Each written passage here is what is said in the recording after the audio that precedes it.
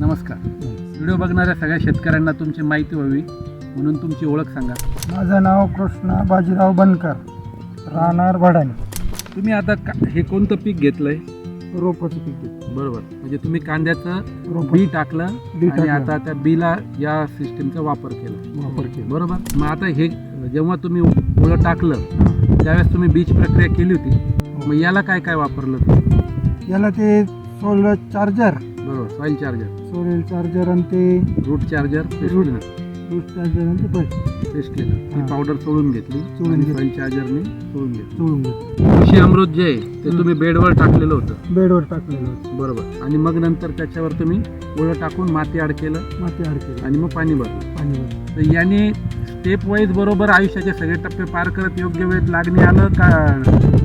अगोदर आलं 5-7. बरोबर. म्हणजे साधारणपणे तुमचा अनुभव असा आहे की 50-55 दिवसात रेडी होतं ते 45व्या दिवशी तयार होतं. 45 दिवशी तयार झालं. बरं. या दरम्यान त्याच्यावर काही आजार वगैरे आला का? काहीच नाही, आजार वगैरे काहीच नाही. बरोबर. मग या वर्षी तसं पाहिलं तर 15 दिवस कडक ऊन पण पडलं होतं मध्ये हो, आणि जवळपास 15-1 दिवस सतत पाऊस पण होता. खराब वातावरण असताना सुद्धा तुमचा अनुभव काय राहिला रोपावरती? अनुभव चांगला आहे.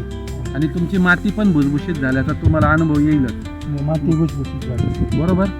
म्हणजे हे जे रोप आहे, आपण जसं म्हणतो की बी किंवा रोप जर सशक्त असलं तर पुढचं पीक पण चांगलं येतं. चांगलं तुम्हाला हा आत्मविश्वास वाटतो? वाटतं.